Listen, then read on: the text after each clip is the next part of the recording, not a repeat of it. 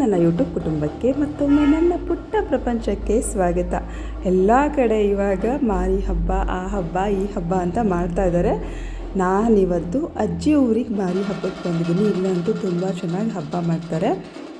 ದೇವಸ್ಥಾನದಿಂದ ದೇವರು ಹೊರಡುವಾಗ ಅಷ್ಟದಿಕ್ಕುಗಳಿಗೂ ಪಂಜಿನ ಸೇವೆಯನ್ನು ಮಾಡಿ ಆಮೇಲೆ ದೇವರು ಹೊರಡೋದು. ಹಬ್ಬ ನಾಳೆ ಅಂತಲೇ ಬಾ ಅಂತ ಎಲ್ಲರೂ ಕರೆದ್ರು, ಆದರೆ ನಾನು ಬರೋದಕ್ಕಾಗಲಿಲ್ಲ. ಯಾಕಂದರೆ ಟ್ಯೂಷನ್ ಮಕ್ಳಿಗೆ ಎಲ್ಲರಿಗೂ ಎಕ್ಸಾಮ್ ಇದೆ. ಸೊ ಅವ್ರಿಗೆ ಹೇಳ್ಕೊಡದೆ ಬರೋದಕ್ಕಾಗಲಿಲ್ಲ. ಅದಕ್ಕೆ ಬೆಳಿಗ್ಗೆ ಬಂದೆ.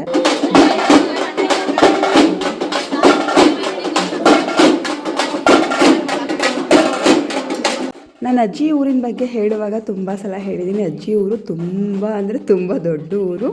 3-4 ಬಸ್ ಸ್ಟಾಪ್ಗಳೇ ಇದೆ. ನಮ್ಮೂರು ತುಂಬಾ ಚಿಕ್ಕ ಊರು. ನಾವೆಲ್ಲ ಆರತಿ ತೊಗೊಂಡು ಹೋದರೆ ಕಣ್ಣಳ್ತಲೇ ಎಲ್ಲ ಸಿಕ್ಬಿಡ್ತಾರೆ. ಎಲ್ಲರೂ ಗೊತ್ತಿರೋರೇನೋ ಥರ ಸಿಕ್ಬಿಡ್ತಾರೆ. ಬಟ್ ನಮ್ಮ ಅಜ್ಜಿ ಊರಲ್ಲಂತೂ ಕಣ್ಣು ಹಾಯಿಸಿದ್ರೆ ಎಲ್ಲಿವರೆಗೆ ಆರತಿ ಇದೆ ಅಂತಲೇ ಗೊತ್ತಾಗಲ್ಲ. ನಿಮಗೆ ಮುಂದೆ ನೋಡ್ತಾ ಗೊತ್ತಾಗುತ್ತೆ. ಹಬ್ಬಗಳಲ್ಲಿ ಹೆಣ್ಮಕ್ಳು ನೋಡೋದೇ ಚೆಂದ. ಎಲ್ಲರೂ ಸೀರೆ ಹಾಕ್ಕೊಂಡು ತುಂಬ ಚೆನ್ನಾಗಿ ರೆಡಿಯಾಗಿರ್ತಾರೆ. ದೊಡ್ಡವರಲ್ಲದೆ ಚಿಕ್ಕ ಮಕ್ಕಳು ಕೂಡ ಲಂಗ ದಾವಣಿ ಹಾಕ್ಕೊಂಡು ಅವರು ಕೂಡ ಸೀರೆ ಹಾಕ್ಕೊಂಡು ತುಂಬ ಚೆನ್ನಾಗಿ ರೆಡಿಯಾಗಿರ್ತಾರೆ. ಊರಿನವರೆಲ್ಲ ಮಾರಿಗುಡಿ ಬೀದಿಯಲ್ಲಿ ಎಲ್ಲರೂ ಮೇಲಿಂದ ಕೆಳಗಡೆವರೆಗೂ ನಿಂತಿರ್ತಾರೆ. ದೇವ್ರು ಹೋಗುವಾಗ ಎಲ್ಲರೂ ಹೊರಡ್ತಾ ಇದ್ದಾರೆ. ದೇವ್ರು ಎಲ್ಲಿಗೆ ಹೋಗ್ತಿದೆ? ಎಲ್ಲ ಕಡೆ ಮಾರಿಗುಡಿ ಅಂತ ಅಂದರೆ ಮಾರಿಗುಡಿ ಹತ್ರನೇ ಪೂಜೆ ಮಾಡ್ಕೊಂಡು ಹೋಗ್ತಾರೆ. ಆರತಿಯನ್ನು ತಂದು ಅಲ್ಲೇ ತೋರಿಸ್ಕೊಂಡು ಹೋಗ್ತಾರೆ. ಆದರೆ ನಮ್ಮ ಅಜ್ಜಿ ಊರಲ್ಲಿ ಹೇಗಂತ ಹೇಳಿದ್ರೆ ಗದ್ದೆ ಹತ್ರ ತೊಗೊಂಡು ಹೋಗ್ತಾರೆ. ದೇವರಿಂದ ಆರತಿಯನ್ನು ತೊಗೊಂಡು ಹೋಗ್ತಾರೆ. ಎಲ್ಲ ದೇವಸ್ಥಾನಗಳಿಗೂ ಹೋಗಿ ನಮಸ್ಕಾರ ಮಾಡಿಕೊಂಡು ಆಮೇಲೆ ಹೊಲದ ಕಡೆಗೆ ಹೋಗೋದು. ಮಾರಿ ಹಬ್ಬದಲ್ಲೇ ಇಷ್ಟೊಂದು ಜನ ಇದ್ದಾರೆ ಅಂತ ಹೇಳಿದ್ರೆ ಬೇರೆ ಹಬ್ಬಗಳಲ್ಲಿ ಇನ್ನೆಷ್ಟು ಜನ ಇರ್ತಾರೆ ಅಂತ ನೀವೇ ಯೋಚನೆ ಮಾಡಿ. ಇದು ಮನೆಗೆ ಒಬ್ಬೊಬ್ಬರು ಹೆಂಗಸರು ಆರತಿ ತಂದಿರೋದು. ನೆಂಟರಿಷ್ಟರೆಲ್ಲ ಬಂದರೆ ಎಷ್ಟು ಜನ ಆಗಬಹುದು ಒಂದು ಹಬ್ಬಕ್ಕೆ ಅಂತ ಗೆಸ್ ಮಾಡೋದಲ್ಲ. ನಾನು ಬಳ್ಳಾರಿ ದೇವಿ ಹಬ್ಬದಲ್ಲಿ ತೋರಿಸ್ತೀನಿ. 5 ವರ್ಷಕ್ಕೊಂದು ಸಲ ಮಾಡ್ತಾ ಇರೋದು. ಮತ್ತು ಬಾಬಾಯಿನ ಹಬ್ಬದಲ್ಲೂ ಕೂಡ ಅಷ್ಟೇ ತುಂಬ ಜನ ಸೇರ್ತಾರೆ. ನಾನು ಬೆಳಿಗ್ಗೆ ಬಂದೆ. ಚೆನ್ನಾಗಿದ್ದೀರಾ? ಯುಗಾದಿ ಹಬ್ಬಕ್ಕೂ ಮುಂಚೆ ಎಲ್ಲ ಕಡೆ ಮಾರಿ ಹಬ್ಬವನ್ನು ಮಾಡ್ತಾರೆ. ನಿಮ್ಮೂರ ಕಡೆ ಕೂಡ ಈಗಾಗಲೇ ಮಾರಿ ಹಬ್ಬ ಆಗಿದೆ ಅಂತ ಅಂದ್ಕೊಳ್ತೀನಿ. ಹೇಗೆ ಮಾಡಿದ್ರಿ ನೀವೆಲ್ಲ ಮಾರಿ ಹಬ್ಬವನ್ನು ಅನ್ನೋದನ್ನು ಕಮೆಂಟ್ ಮಾಡಿ ತಿಳಿಸಿ.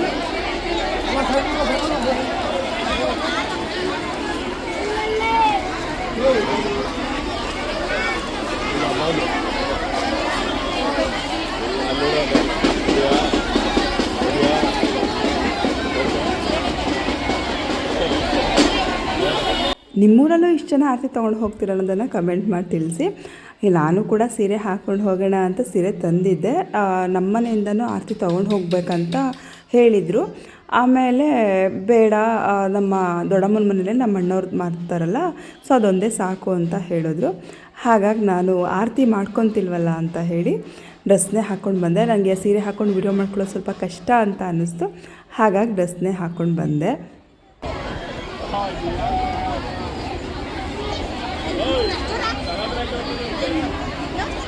ಅಕ್ಟೋಬರ್ ತಿಂಗಳಲ್ಲಿ ನಾನು 4-5 ಸೀರೆ ತೊಗೊಂಡಿದ್ದು. ನಿಮಗೆಲ್ಲ ತೋರಿಸಿ ಆಮೇಲೆ ಹೊಲಿಸಿ ಹಾಕೊಳ್ಳೋಣ ಅಂತ ಅಂದ್ಕೊಂಡೆ. ಆದರೆ ಇನ್ನೂ ಅದನ್ನು ಹೊಲಿಸೋದಕ್ಕೆ ಟೈಮ್ ಕೂಡ ಬಂದಿಲ್ಲ, ನಿಮಗೆ ತೋರಿಸೋದಕ್ಕೂ ಟೈಮ್ ಕೂಡ ಬಂದಿಲ್ಲ. ಹೆಣ್ಮಕ್ಳು ಕೈಲಿ ಆರತಿ ಇದ್ದರೆ ಗಂಡಸ್ರ ಕೈಲಿ ಎಲ್ಲರ ಕೈಲೂ ಕೋಳಿಗಳಿದೆ. ಇಲ್ಲಿ ನಾಟಿ ಕೋಳಿಗಳು ತಂದುಬಿಟ್ಟಿದ್ದಾರೆ ಸ್ವಲ್ಪ ಜನ. ಹುಡುಗ ಬುದ್ಧಿ ಎಡಗ ಬುದ್ಧಿ ಅನ್ನೋ ಹಾಗೆ ಅವ್ರಿಗೆ ಕೈಯಲ್ಲಿ ಅದೇ ಮಂಗನ ಕೈಲಿ ಮಾಣಿಕ್ಯ ಅನ್ನೋ ಹಾಗೆ ಕೈಲಿ ಏನೋ ಒಂದಿದೆ ಅಂದರೆ ಏನಾದರೂ ಒಂದು ಮಾಡ್ತಿರಬೇಕು. ಸೊ ಹಾಗಾಗಿ ಕೋಳಿಗಳ ಕೈಲಿ ಡ್ಯಾನ್ಸ್ ಮಾಡಿಸೋದಂತೆ, ಅದು ಮಾಡಿಸೋದು ಇದು ಮಾಡಿಸೋದು ಮಾಡ್ತಾಯಿದ್ದಾರೆ. ಹೇಳಿದೆ ಅಲ್ವಾ, ಎಲ್ಲರೂ ಇಲ್ಲಿ ಆರತಿನ ತೊಗೊಂಡು ಬಂದು ಇಲ್ಲಿ ಹೊಲ ಅಂತ ಇದೆ, ಹೊಲದ ಹತ್ರ ಇಟ್ಕೊಂಡು ಎಲ್ಲ ಪೂಜೆ ಮಾಡ್ಕೋತಾ ಇದ್ದಾರೆ. ದೇವರನ್ನು ಕೂಡ ಮಧ್ಯಭಾಗದಲ್ಲಿ ಇಟ್ಟಿದ್ದಾರೆ. ದೇವ್ರ ಹತ್ರ ಹೋಗಿ ಮಾಡಿಸ್ಕೊಳ್ಳೋರು ದೇವ್ರ ಹತ್ರನೇ ಮಾಡಿಸ್ಕೊತಾ ಇದ್ದಾರೆ. ಅಂದರೆ ತುಂಬ ಜನ ಇರೋದ್ರಿಂದ ಎಲ್ಲರೂ ಹೋಗಿ ಮಾಡಿಸ್ಕೊಳ್ಳೋದು ಹಿಂಸೆ ಅಂತ ಹೇಳಿ ಕೂತಿದ್ದ ಜಾಗದಲ್ಲೇ ಸ್ವಲ್ಪ ಜನ ಪೂಜೆ ಮಾಡ್ಕೋತಾ ಇದ್ದಾರೆ. ಇಲ್ಲಂತೂ ಯಾರು ಅಂತ ಹುಡ್ಕೋದೆ ತುಂಬ ಕಷ್ಟ. ನಾನು ನಮ್ಮ ಅತ್ತೆನ ಹುಡುಕಿ ಸಾಕಾಯಿತು. ಇಲ್ಲಿ ನೋಡ್ರಿ, ಇಲ್ಲಿ ಎಲ್ಲ ಕಳಶಗಳನ್ನ ತಂದಿದ್ದಾರೆ. ಒಬ್ಬೊಬ್ಬರಲ್ಲ, ಎಲ್ಲರೂ ಒಂದೊಂದು ಕಳಶ ತಂದಿದ್ದಾರೆ. ನಮ್ಮೂರ ಕಡೆ ಕಳಶ ಎಲ್ಲ ತೊಗೊಂಡು ಹೋಗೋದಿಲ್ಲ, 2 ಜೋಡಿ ತಂಬಿಟ್ಟು ತೊಗೊಂಡು ಹೋಗ್ತೀವಿ. ಇಲ್ಲೆಲ್ಲ ಒಂದು ತಂಬಿಟ್ಟು ತಂದಿದ್ದಾರೆ. ಅವ್ರು ತಂದಿರುವಂತಹ ಕೋಳಿಗಳನ್ನೆಲ್ಲ ಇಲ್ಲೇ ಒಪ್ಪಿಸ್ಕೊಂಡು ಮನೆಗೆ ತೊಗೊಂಡು ಹೋದರು. ನಾನು ಹೋಗಿ ಮನೆಗೆ ಸಿಕ್ಸೋದಕ್ಕೆ, ಅಂದರೆ ಮನೆ ಸೂರಿಗೆ ಸಿಕ್ಸ್ತಾರೆ. ಸೊ ಬೇವಿನ ಸೊಪ್ಪು ಈಸ್ಕೊಂಡು ಬರೋಣ ಅಂತ ಹೋಗಿ ಬೇವಿನ ಸೊಪ್ಪು ಈಸ್ಕೊಂಡು ಬಂದೆ ದೇವ್ರ ಹತ್ರ. ಇಲ್ಲಿ ಪೂಜೆ ಎಲ್ಲ ಆದಮೇಲೆ ಎಲ್ಲರಿಗೂ ತೀರ್ಥವನ್ನು ಎರಚ್ತಾ ಇದ್ದಾರೆ. ಇಲ್ಲಿ ತೀರ್ಥ ಎರಚಿದ್ರು ಅಂತ ಇಲ್ಲಿಂದ ಡೈರೆಕ್ಟ್ ಮನೆಗೆ ಹೋಗೋದಲ್ಲ. ಈಗ ಮತ್ತೆ ಆರತಿನ ತೊಗೊಂಡು ಹೋಗಿ ದೇವಸ್ಥಾನದ ಹತ್ರ ಹೋಗಬೇಕು. ಇಲ್ಲಿ ನೋಡಿ ದೇವಸ್ಥಾನದ ಹತ್ರ ಬಂದಮೇಲೆ ಇಲ್ಲಿ ಧೂಳು ಮರಿ ಅಂತ ಕಡಿತಾರೆ. ಸೊ ಅದಾದಮೇಲೆ ಎಲ್ಲರಿಗೂ ತೀರ್ಥ ಎರಚ್ತಾರೆ. ಆಮೇಲೆ ಮನೆಗೆ ಹೋಗಬೇಕು. ಊರು ಒಟ್ಟಿಂದ ಒಂದು ಮರಿಯನ್ನು ಒಪ್ಪಿಸ್ತಾರೆ. ಅದಾದಮೇಲೆ ಯಾರ್ಯಾರು ಹರಕೆ ಮಾಡ್ಕೊಂಡಿರ್ತಾರೋ ಅವರು ಕೂಡ ದೇವ್ರಿಗೆ ಮರಿಯನ್ನು ಒಪ್ಪಿಸ್ತಾರೆ. ನಮ್ಮಮ್ಮ ಕೂಡ ಯಾವುದೋ ವಿಚಾರಕ್ಕೆ ಒಂದು ಮರಿಯನ್ನು ತೆಗೆದು ಬಿಟ್ಟಿದ್ರು, ಅಣ್ಣನೇ ಸಾಕಿದ್ದ. ಸೊ ಅವರು ಕೂಡ ಇವತ್ತು ಮರಿಯನ್ನು ಒಪ್ಪಿಸ್ತಾ ಇದ್ದಾರೆ. ಪೂಜೆಯನ್ನು ಮಾಡಿ ಅದ್ರ ಮೇಲೆ ಮರಿ ಮೇಲೆ ನೀರನ್ನು ಹಾಕ್ತಾರೆ. ಅದು ತಲೆ ಒದ್ರಿದ್ರೆ ಮಾತ್ರ ಆ ದೇವ್ರಿಗೆ ತೃಪ್ತಿಯಾಗಿದೆ ಅಂತ ಅರ್ಥ. ಸೊ ಅದು ಒದ್ರೋವರೆಗೂ ತಲೆನ ಈ ಥರ ತಲೆ ಅಥವಾ ಇಡೀ ಮೈಯನ್ನು ಒದ್ರೋವರೆಗೂ ದೇವರಿಗೆ ಒಪ್ಸೋದಿಲ್ಲ. ನನಗೂ ಇದೆಲ್ಲ ಹೇಳೋದಕ್ಕೆ ಸ್ವಲ್ಪ ಬೇಜಾರಾಗುತ್ತೆ. ಯಾಕಂದರೆ ಇಲ್ಲಿ ಆಚರಣೆ ಸಂಪ್ರದಾಯ ಈ ರೀತಿ ಇದೆ. ನಾನ್ ವೆಜ್ ತಿಂದೇ ಇದ್ದವ್ರಿಗೆ ಸ್ವಲ್ಪ ಬೇಜಾರು ಆಗಬಹುದು. ತುಂಬ ಕಡೆ ಹೀಗೆ ಇರುತ್ತೆ. ಚಿಕ್ಕಂದಿನಿಂದ ಅವ್ರ ಮನೇಲಿ ಹೇಗೆ ರೂಢಿ ಇರುತ್ತೋ ಹಾಗೆ ಮನಸ್ಥಿತಿ ಇರುತ್ತೆ. ಹಾಗಾಗಿ ಯಾರೂ ಬೇಜಾರು ಮಾಡ್ಕೋಬೇಡಿ. ಈ ವಿಡಿಯೋ ನಿಮಗೆಲ್ಲ ಇಷ್ಟ ಆದರೆ ಒಂದು ಲೈಕ್ ಮಾಡಿ. ಫಸ್ಟ್ ಟೈಮ್ ನನ್ನ ಚಾನಲ್ನ ನೋಡ್ತಿರೋರು ಸಬ್ಸ್ಕ್ರೈಬ್ ಮಾಡೋದನ್ನು ಮರಿಬೇಡಿ. ನಾನು ಬೆಳಿಗ್ಗೆ ಊರಿಂದ ಹೊರಟಿದ್ದು ಮತ್ತು ಊರಿಗೆ ಹೋಗಿದ್ದೆಲ್ಲ ವಿಡಿಯೋ ಮಾಡ್ಕೊಳ್ಳೋಣ ಅಂದ್ಕೊಂಡೆ. ಫುಲ್ಲು ಅರ್ಜೆಂಟಲ್ಲೇ ಇಲ್ಲೂ ದೀಪ ಹಚ್ಚಿ ಹೊರಟಿದ್ದು ಊರಿಂದ. ಸೊ ಹಾಗಾಗಿ ಲೇಟ್ ಆಗೋಗಿತ್ತು. ಕೊನೆಗೆ ನಾನು ಬಸ್ ಸ್ಟ್ಯಾಂಡಿಗೆ ಹೋದೆ. ಬಸ್ ಸ್ಟ್ಯಾಂಡಿಗೆ ಹೋದ ತಕ್ಷಣ ಬಸ್ಸು ಹೊರಟೋಗಿತ್ತು. ಸದ್ಯಕ್ಕೆ ಅದೇ ಟೈಮ್ಗೆ ನಮ್ಮ ಚಿಕ್ಕಪ್ಪ ಬಸ್ ಸ್ಟ್ಯಾಂಡಿಗೆ ಬಂದರು. ಅವ್ರ ಹತ್ರ ತೋಟ ಅಂತ ಇದೆ, ಅಲ್ಲಿಂದ ಮೈಸೂರಿನ ಬಸ್ ಬರುತ್ತೆ ಅಲ್ಲಿಗೆ, ಅಜ್ಜಿ ಊರಿಗೆ. ಸೊ ಅಲ್ಲಿಗೆ ಬಿಟ್ಕೊಡಿ ಅಂತ ಹೇಳಿದೆ. ಪಾಪ ಅವರು ಬಂದು ನಮ್ಮ ದೊಡ್ಡಮ್ಮನ ಮನೆಗೆ ಬಿಟ್ಟು ಹೋದರು.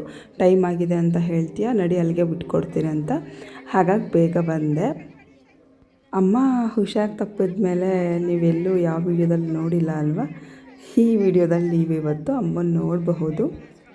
ಅಮ್ಮನ ಇವಾಗ ನೋಡಿದವರೆಲ್ಲ ಅಮ್ಮ ಫುಲ್ ವೀಕ್ ಆಗಿಬಿಟ್ಟಿದ್ದಾರೆ ಅಂತಲೇ ಹೇಳ್ತಿದ್ದಾರೆ. ಅವರಿಷ್ಟು ಓಡಾಡೋದಕ್ಕೆ ಆಗ್ತಿರ್ಲಿಲ್ಲ, ಇವಾಗ ಸ್ವಲ್ಪ ಪರವಾಗಿಲ್ಲ, ಓಡಾಡ್ತಾ ಇದ್ದಾರೆ. ಅಂದರೆ ಮನೆಯಿಂದ ಎಲ್ಲೂ ಹೊರಗಡೆ ಓಡಾಡಲ್ಲ. ಇವತ್ತು ದೇವಸ್ಥಾನಕ್ಕೆ ಪೂಜೆ ಮಾಡಿಸೋದಕ್ಕೆ ಅಂತ ಹೇಳಿ ದೇವಸ್ಥಾನದ ಹತ್ರ ಸ್ಕೂಟರ್ನಲ್ಲಿ ಬಂದಿದ್ದರು ಅಷ್ಟೇ. ಬೇರೆ ಸ್ಕೂಲ್ಗಳಲ್ಲೆಲ್ಲ ಮಕ್ಕಳಿಗೆ SSLC ಮಕ್ಕಳಿಗೆ ಸ್ಟಡಿ ಹಾಲಿಡೇಸ್ ಅಂತ ಕೊಟ್ಟಿದ್ದಾರೆ. ಆದರೆ ಶಾರುಗೆ ಸ್ಟಡಿ ಹಾಲಿಡೇಸ್ ಕೊಟ್ಟಿಲ್ಲ. ಯಾಕಂದರೆ ಮಕ್ಕಳು ಮನೇಲಿದ್ದರೆ ಸರಿಗೆ ಓದಲ್ಲ ಅಂತ ಹೇಳಿ ಸ್ಟಡಿ ಹಾಲಿಡೇಸ್ ಕೊಟ್ಟಿಲ್ಲ. ಅವಳನ್ನ ಬಾ ಅಂತ ಹೇಳಿದೆ. ಇಲ್ಲ ಅಮ್ಮ ರಜಾ ಹಾಕಿ ಬರಲ್ಲ ಅಂತ ಹೇಳಿದ್ರು. ಸೊ ನೆಕ್ಸ್ಟ್ ವೀಕೆ ಎಕ್ಸಾಮ್ ಇರೋದ್ರಿಂದ ನಾನು ಬೇಡ ಅಂದ್ಕೊಂಡೆ ಬಂದೆ. ಊರಿನವ್ರು ಪೂಜೆ ಮಾಡಿದ ಮೇಲೆ ನಾನು ಕೂಡ ಹೋಗಿ ಪೂಜೆ ಮಾಡಿದೆ. ನಾನು ಆಲ್ರೆಡಿ ದೇವಸ್ಥಾನದೊಳಗಡೆ ಹೋಗಿ ಪೂಜೆ ಮಾಡ್ಕೊಂಡು ಬಂದಿದ್ದೆ, ನಮಸ್ಕಾರ ಮಾಡ್ಕೊಂಡು ಬಂದಿದ್ದೆ. ಸೊ ನಾನು ಪೂಜೆ ಮಾಡಿದ್ರು ಸಹ ದೇವ್ರ ನಿಷ್ಠೆ ನೋಡಿ. ನಮ್ಮಮ್ಮ ಬಂದು ಪೂಜೆ ಮಾಡೋವರೆಗೂ ಮೈಯನ್ನು ಒದರಲೇ ಇಲ್ಲ. ಅಮ್ಮ ಪೂಜೆ ಮಾಡಿದ ತಕ್ಷಣ ಒದರಿತು.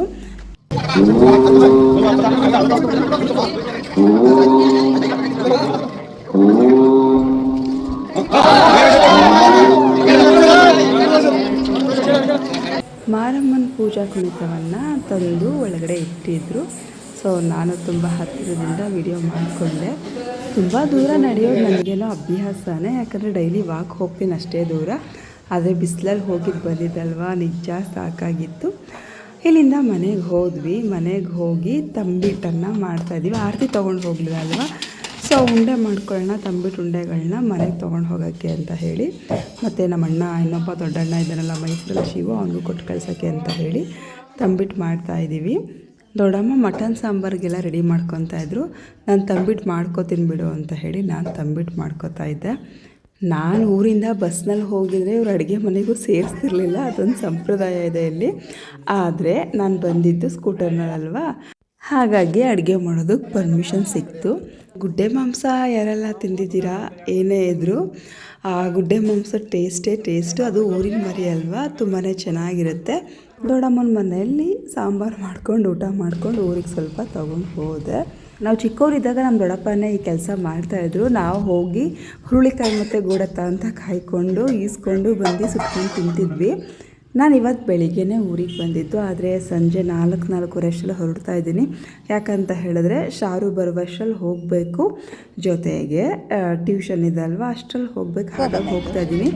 ಈ ನಾನ್ ವೆಜ್ ತಿಂದು ಈ ಬಿಸಿಲಿಗೂ ಅದಕ್ಕೂ ಕಲ್ಲಂಗಡಿ ಹಣ್ಣಿತ್ತು, ತಿನ್ಬೇಕು ಅನ್ನಿಸ್ತು. ನನಗೇನೋ ಕಲ್ಲಂಗಡಿ ಪೀಸಲ್ಲೇ ಕಚ್ಕೊಂಡು ತಿನ್ನೋದಕ್ಕೆ ಇಷ್ಟ. ಆದರೆ ಎಲ್ಲಿ ಬಸ್ ಬಂದುಬಿಡುತ್ತೋ ಅಂತ ಅಂದ್ಕೊಂಡು ಅವರೇನೆ ಕವರಿಗೆ ಹಾಕ್ಕೊಟ್ರು, ಕುತ್ಕೊಂಡು ತಿಂತಾಯಿದ್ದೀನಿ. ನನಗೋಸ್ಕರ ಇಷ್ಟಪಟ್ಟು ಮಾಡ್ಕೊಳ್ಳೋದಿದ್ದೊಂದೇ, ಕಲ್ಲಂಗಡಿ ತಿನ್ನೋದು ಅಥವಾ ಕಬ್ಬಿನ ಹಾಲು ಕುಡಿಯೋದು. ಧನ್ಯವಾದಗಳು.